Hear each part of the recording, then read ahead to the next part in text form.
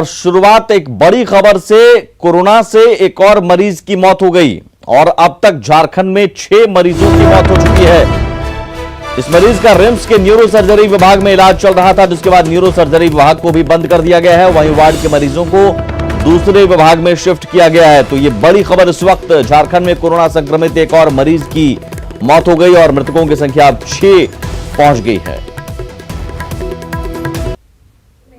झारखंड में एक और कोरोना पॉजिटिव की मौत रिम्स में हुई है। जो जानकारी मिली है उसके अनुसार रांची के एक निजी अस्पताल मेडिका हॉस्पिटल से इस मरीज को रेफर कर रिम्स भेजा गया था, जहां न्यूरो सर्जरी विभाग में इसका इलाज चल रहा था। सबसे बड़ी बात यह है कि इस मरीज की जांच 2 तारीख को कराई गई थी और उसका रिपोर्ट भी आ गया था, लेकिन न तो मरीज के परिजनों ने और न ही मेडिका ने इसकी जानकारी रिम्स को दी थी। ऐसे में जो जानकारी मिली है उसके अनुसार रिम्स के न्यूरो सर्जरी विभाग को बंद कर दिया गया है और उसके बाद सैनिटाइज किया जा रहा है उसको। वहां पर जो मरीज थे उनको दूसरे वार्डों में भेज दिया गया है। राज्य में कोरोना से यह 6ठी मौत है। कैमरामैन नलिन के साथ उपेंद्र, न्यूज 18 रांची। प्रवासी मजदूरों को वापस लाने के अभियान में अब सरकार के साथ साथ निजी कंपनियां भी आगे आ रही हैं। हेमंत सोरेन ने निजी कंपनियों और पूंजीपतियों से मजदूरों को वापस लाने में सहयोग की अपील की थी, जिसके बाद दिल्ली की एक company Delhi interlink food private limited ने अंडमान निकोबार में फंसे मजदूरों को वापस झारखंड लाने के लिए हाथ बढ़ाया और आज विशेष विमान से श्रमिक अंडमान निकोबार से वापस लौटे। इस दौरान मंत्री मिथिलेश ठाकुर और बादल पत्रलेख ने कामगारों का स्वागत किया, साथ ही दूसरे जगहों में भी फंसे प्रवासियों को वापस लाने का दावा दोहराया।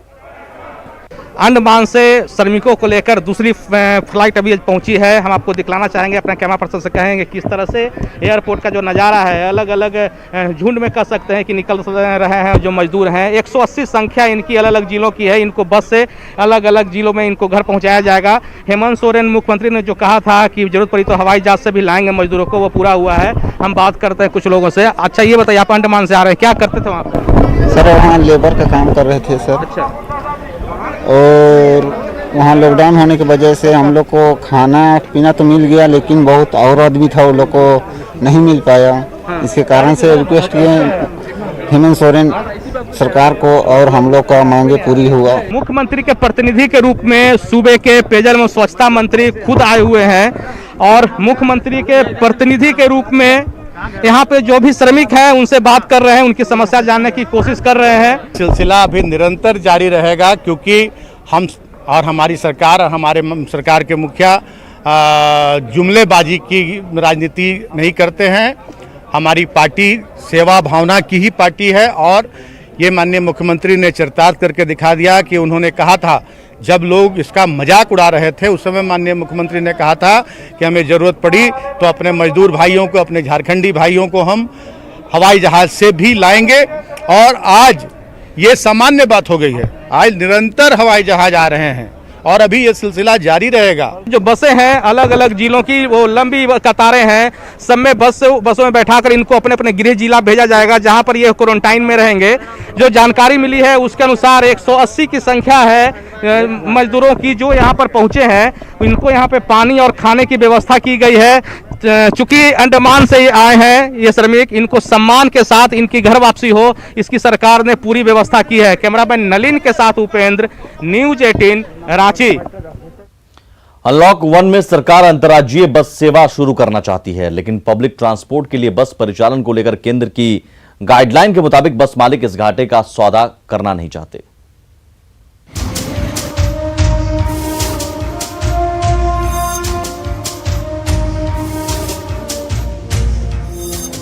कोरोना बंदी में लंबे दिनों से बसों का पहिया बस स्टैंड में ही थमा है, तो अब अनलॉक 1.0 में भी कई तरह की परेशानियों के बावजूद बस मालिक अपना बस नहीं चलाना चाहते।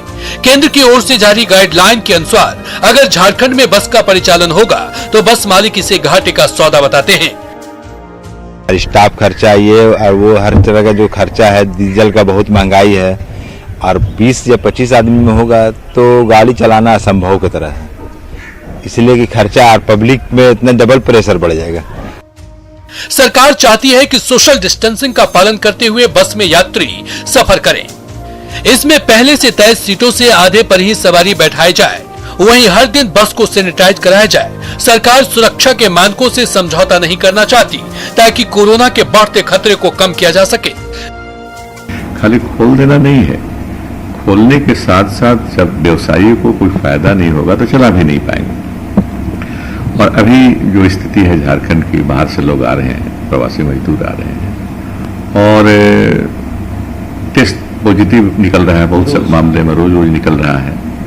तो ऐसी स्थिति में सावधानी तो बरतनी होगी हमको, ऐसी स्थिति में सावधानी बरतनी होगी, तभी सावधानी बरतते हैं। जैसे ही स्थिति सुधरेगी शुरू करेंगे, हम शुरू तो करना ही है। झारखंड में 3,500 बसें चलती है, जिसमें से 300 से 400 बसें दूसरे राज्यों के कई शहरों को झारखंड से जोड़ती है। ऐसे में बस ट्रक एसोसिएशन चाहता है कि सरकार ऐसी व्यवस्था करे कि बस का परिचालन भी शुरू हो और बस मालिकों को नुकसान भी नहीं उठाना पड़े।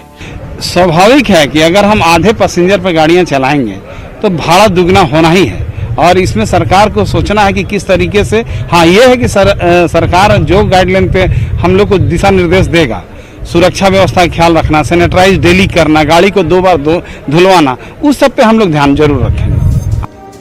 कोरोना काल में बस का परिचालन अगर शुरू होगा तो लोगों को राहत मिलेगी, क्योंकि दूसरे प्रदेशों के लिए आने जाने वाले मध्यम वर्गीय परिवार के लिए निजी गाड़ी या कैब से सफर करना उनके लिए संभव नहीं हो सकता। कैमरामैन नलिन के साथ रांची से संवाददाता उपेंद्र कुमार की रिपोर्ट। वित्त मंत्री रामेश्वर उरांव ने आज प्रोजेक्ट भवन में सीएम हेमंत सोरेन से मुलाकात की। मुलाकात के बाद मंत्री रामेश्वर उरांव ने मीडिया को जानकारी देते हुए बताया कि सीएम के साथ रेवेन्यू को लेकर चर्चा हुई। मिले उनसे, हमने कहा कि अब स्थिति सामान्य होनी चाहिए और रेवेन्यू के बारे में बात करनी चाहिए। खर्च बढ़ रहे हैं और कोरोना के बाद और खर्च बढ़ेंगे। जब तक हमारे पास रेवेन्यू नहीं रहेगी हम कैसे करेंगे, कोई भी कल्याणकारी योजना नहीं चला पाएंगे। अपनी बात रख के मैं चलाया। मानसून से पहले झारखंड सरकार ने आज से किसानों को धान, मक्का, उड़द और अरहर के बीजों की वितरण योजना की शुरुआत कर दी। बटाईदार और प्रवासी को बीज वितरण में प्राथमिकता दी जाएगी। कृषि मंत्री ने कहा कि सरकार अगले साल से कृषि कैलेंडर जारी करेगी। मुख्य फोकस किसानों को समय पर बीज, बाजार को प्रोत्साहन पर दिया जाएगा। कि पहली बार मानसून के पहले हमने किसानों के लिए बीज उपलब्ध कराया है और यह इस बार बजट में 15 करोड़ रुपए की राशि का उपबंध था। मैं आज आपके माध्यम से राज्य के किसानों के बीच यह मैसेज देना चाहता हूं कि बीज की कमी विभाग नहीं पड़ने देगा। अनलॉक 1 के नियमों को तोड़ने वालों से निपटने के लिए रांची ट्रैफिक पुलिस ने मास्टर प्लान बनाया है। निर्देशों की अवहेलना करने वाले ऑटो ड्राइवरों को जुर्माने के साथ जेल भेजने का भी प्रावधान है। ऑटो पर अतिरिक्त लोगों को बिठाने पर हर यात्री के हिसाब से 200 रुपए जुर्माना वसूला जाएगा। किसी भी ऑटो में अगर व्यक्ति ज्यादा बैठा है तो उसको रोककर सेक्शन 194A में फाइन लेना है। फाइन का प्रावधान है कि 200 रुपीज पर एक्सेसिव पैसेंजर, मतलब अगर टियागो में 2 व्यक्तियों को बैठाने का अनुमति दिया गया है, अगर वो ऑटो चालक 3 व्यक्ति को बैठाता है तो 200 रुपया फाइन होगा। 4 व्यक्ति को बैठाता है तो ऑब्वियसली 400 रुपये का फाइन हो जाएगा। कोरोना महामारी से अनजान धनबाद के लोगों ने सड़क और बाजारों में सोशल डिस्टेंसिंग का मजाक उड़ाना शुरू कर दिया है। लोग बिना मास्क बाजार में खरीदारी करते हुए दिख रहे हैं। कैमरे देखकर आनन फानन में मास्क लगाते हैं, फिर कैमरा हटते ही मास्क भी हटा लेते हैं। धनबाद में कोरोना के रोज नए नए मामले सामने आ रहे हैं। इसके बावजूद लोग महामारी को दस्तक देने से नहीं चूक रहे हैं। मास्क गिर गया मेरा, वहाँ पे पैर लग गया। कैसे मास्क गिर गया था? अरे इससे खोल के थूक। मास्क आप जान रहे इतना कोरोना का अभी जाके चल रहा है, अभी खरीद लेंगे जाके। तो आप पहले खरीद लेते ना, आप सेफ्टी अपना पहले देखिएगा ना। एकदम देखते हैं। नहीं, मास्क लगाए थे, अभी खोल कर रख दिया, ये लगा ले। मास्क क्यों खोल के रखा है? ज़्यादा आप ही लोग को दिक्कत है, बूढ़ा बुजुर्ग बच्चा को बचना है। ठीक है, आप क्यों मास्क नहीं लगा के घूम रहे हैं? नहीं, अभी सब्जी लेना था, तुरंत खोले। मास्क क्यों लगाए हैं? मास्क मेरे हाथ में है। लोगों को समझना होगा कि मास्क अगर वो लगाते हैं तो ये उनके और उनके परिवार की सुरक्षा के लिए ही जरूरी है। आगे बढ़ते हैं। कुख्यात नक्सली महाराज प्रमाणिक दस्ते के एरिया कमांडर और 2 लाख के नामी नक्सली राकेश मुंडा और सुखराम मुंडा ने आज सरेंडर कर दिया। उसके साथ नक्सली चांदरी ने भी सरायकेला पुलिस के सामने हथियार डाल दिए। सरेंडर पॉलिसी के तहत एसपी ने दोनों नक्सलियों को 1-1 लाख रुपए का चेक सौंपा। साथ ही जल्द अन्य सुविधाएं भी दी जाएंगी। आपको बता दें कि दोनों नक्सलियों ने स्थायी जीवन के लिए नक्सलवाद का रास्ता छोड़ा है। राकेश मुंडा उर्फ सुखराम मुंडा जो कुचई थाना क्षेत्र के रहने वाले हैं, उन्होंने सरेंडर किया है और साथ में चांदनी नाम की एक महिला नक्सली दस्ता सदस्य ने समर्पण किया है। चांदनी 2018 में ज्वाइन की थी, राकेश मुंडा ने 2016 में ज्वाइन किया था। उसके बाद से इनका आपस में प्रेम हुआ और इन्होंने जब एक सेटल्ड एक स्थायी जीवन के बारे में सोचना शुरू किया। चतरा पुलिस को कत्था तस्करों के खिलाफ बड़ी कामयाबी हाथ लगी है। विशेष छापेमारी में सिमरिया थाना पुलिस ने करीब 4 कुंटल कत्था के साथ 3 तस्करों को गिरफ्तार किया है। बरामद कत्थे की बाजार कीमत करीब 10 लाख रुपए बताई जा रही है। तस्करों की गिरफ्तारी लोबगा और इचाक खुर्द गांव के कसियाडी टोला से हुई है। जंगल से खैर का लकड़ी काट कर जो है तो कत्था तैयार कर बाहर के बनारस के मंडी में ले जाकर बेचने हेतु घर में छुपा कर रखे हुए हैं। किया गया छापामारी के दौरान धुबलाल गंजू के घर से 30 किलो गीला कत्था जब्त किया गया। केशव गंजू के घर में तलाशी के दौरान जो है सो 3 क्विंटल 89 किलो 400 ग्राम बिस्कुट के आकार का सूखा कत्था बरामद किया गया। खूंटी के सोनाहातू और बुंडू थाना क्षेत्र की नदियों में धड़ल्ले बालू का उत्खनन हो रहा है। पोकलेन और जेसीबी मशीनें लगाकर रोजाना करीब 300 से ज्यादा ट्रक और ट्रैक्टर बालू निकाला जा रहा है, जिससे सरकार को राजस्व की भारी क्षति हो रही है। बालू माफिया रांची, जमशेदपुर और रामगढ़ में इन्हें बेचकर मोटा माल कमा रहे हैं। चालान में भी भारी हेराफेरी का खेल चल रहा है। बिहार के आरा से झारखंड के बैंक से धोखाधड़ी की आरोपी महिला को गिरफ्तार किया गया है। महिला पर बोकारो के बैंक ऑफ इंडिया शाखा से 86 लाख रुपए लेकर भागने का आरोप है। रुपए लेकर महिला फरार थी, जिसे आरा पुलिस ने पकड़ा। महिला को सिन्हा ओपी के छीने गांव से गिरफ्तार किया गया। बैंक ऑफ इंडिया के मैनेजर ने 86 लाख रुपए लोन लेकर भागने के मामले में 4 लोगों पर एफआईआर दर्ज कराई थी। उस केस में महिला गारंटर थी।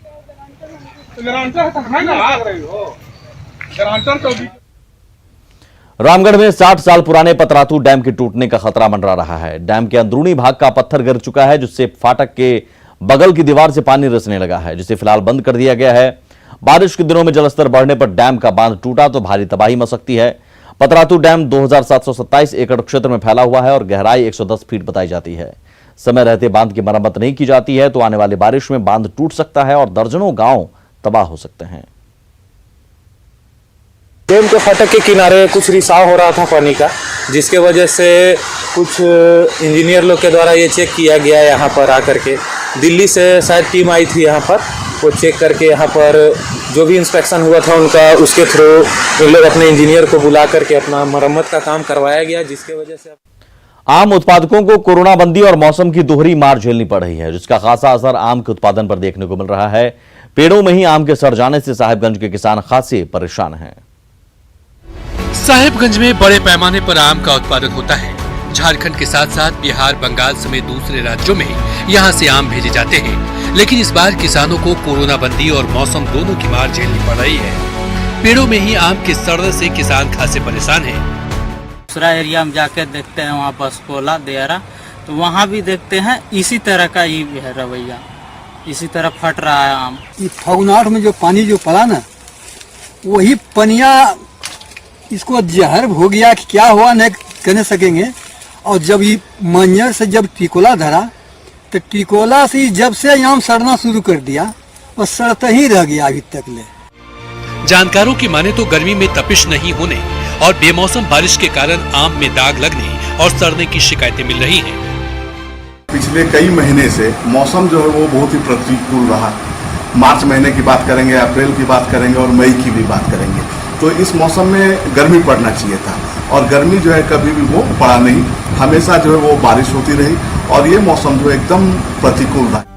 कोरोना बंदी के साथ साथ मौसम की बेरुखी ने आम उत्पादकों की कमर तोड़ कर रख दी है। ऐसे में अब किसान सरकार से मदद की उम्मीद लगाए बैठे हैं। न्यूज 18 के लिए साहिबगंज से निशांत की रिपोर्ट। कोरोना संक्रमण का खौफ पूरी दुनिया में फैला है। इस खौफ के माहौल में भी लॉकडाउन के कुछ सकारात्मक साइड इफेक्ट पर्यावरण पर दिखने लगे हैं। देवघर में पर्यावरण में आए इस बदलाव के कारण कई दुर्लभ और लुप्त हो चुकी पक्षियों की प्रजाति दिखाई देने लगी है, या कुछ यूं कहें तो प्रवासी लोगों की तरह प्रवासी पक्षियों की भी घर वापसी शुरू हो गई है। देवघर की आबोहवा से आकर्षित होकर सर्दी के मौसम में बड़ी संख्या में प्रवासी पक्षी सैकड़ों मील का सफर तय कर देवघर पहुंचते हैं, लेकिन लॉकडाउन से पर्यावरण में आए सकारात्मक बदलाव के कारण कई दुर्लभ और लुप्त हो रही पक्षी की प्रजाति देवघर में दिखाई देने लगी। पक्षियों के जानकारों की माने तो पूरी दुनिया में पक्षियों को 27 वर्गों में बांटा गया है। इनमें से 20 वर्गों की चिड़िया अकेले भारत में पाई जाती हैं। लेकिन पर्यावरण प्रदूषण और जलवायु में आए परिवर्तन से इनमें से अधिकांश प्रजातियां विलुप्त होने लगी थी। लॉकडाउन के दौरान पर्यावरण में आए बदलाव ने इन्हें फिर से जीवित कर दिया है। इस बदले माहौल में पर्यावरणविद मानते हैं कि दुर्लभ प्रजाति की पक्षियों का आना शुभ संकेत है। अभी पर्यावरण पूर्ण रूप से साफ है, स्वच्छ है, सुंदर है, जिसके कारण चिड़िया जो है बहुत तरह का चिड़िया दिखाई दे रहा है। असल में 27 वर्गों में बांटा गया है इन चिड़ियों को सारे संसार में, जिनमें से भारतवर्ष ही एक ऐसा देश है जिस देश में 20 वर्गों का चिड़िया हमारे ही देश में पाए जाते थे। आज कुछ चिड़िया लुप्त हो गए थे, लेकिन फिर एक बार बहुत ही भाग्यशाली है हम लोग, फिर लौट के आ रहे हैं। इन रंग बिरंगी पक्षियों के संरक्षण के प्रति जिला प्रशासन भी तत्पर है। इसके लिए वन विभाग से समन्वय स्थापित कर वन्य प्राणी संरक्षण अधिनियम के तहत इनके संरक्षण और संवर्धन की योजना बनाने की पहल की जा रही है। यहाँ पे कई बगल के क्षेत्रों से कुछ माइग्रेंट जो बर्ड्स होती हैं वो आ रही हैं और मुझे ये लगता है कि पिछले 2 महीने में जो लॉकडाउन के कारण जो एक पर्यावरण पर एक पॉजिटिव इफेक्ट जो हुआ है हमारे टेम्परेचर को लेके या पोल्यूशन लेवल को लेके, और इस संदर्भ में काफ़ी संख्या में बहुत यूनिक और बहुत खूबसूरत पक्षी वगैरह यहाँ पर आ रहे हैं। और हम लोग वन विभाग के साथ बात करके इसको हम लोग कोशिश करेंगे कि इनके संरक्षण से संबंधित या इनको जो कंजर्वेशन के जो इनके नियम हैं एज पर फॉरेस्ट एक्ट और वाइल्ड लाइफ एक्ट जो है हम लोग आगे की कार्रवाई करेंगे। पर्यावरण प्रदूषण और जलवायु में आए परिवर्तन का सबसे बुरा असर इन पक्षियों पर ही पड़ा है। एक समय वो भी था जब सुबह सुबह इन पक्षियों की चहचहाट से लोगों की नींद खुलती थी। उम्मीद की जानी चाहिए कि पर्यावरण में आए परिवर्तन से वो दिन फिर से वापस लौट आए। न्यूज़ 18 के लिए देवघर से ऋतुराज सिन्हा की रिपोर्ट।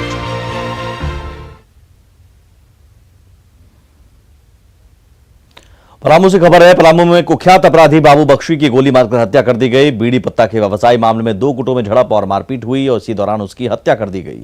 सदर थाना क्षेत्र के मटकुरी गांव की यह घटना है। गांव के ही उप मुखिया शंकर राम और उसके भाई पर हत्या का आरोप लगा है। पुलिस मामले की जांच में जुट गई है। पलामू में 2 दिनों में हत्या की दूसरी घटना है।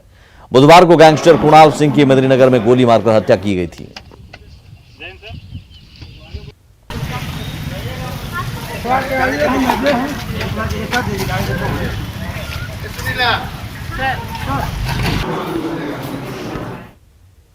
अभी तक आप बाइक चोर गिरोह के बारे में आपने सुना होगा, लेकिन दुमका पुलिस ने ट्रैक्टर चोर गिरोह का भंडाफोड़ किया है। इस गिरोह के 10 लोगों को गिरफ्तार किया गया है। इनके पास से चोरी के 4 ट्रैक्टर, एक पेंटिंग मशीन और एक बाइक बरामद हुई है। इसमें से 2 लोग ऐसे हैं जिन्होंने चोरी के ट्रैक्टर को कम कीमत पर खरीदा था।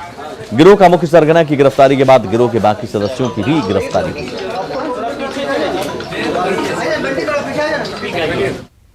और इसी के साथ इस बुलेटिन में इतना ही। नमस्कार।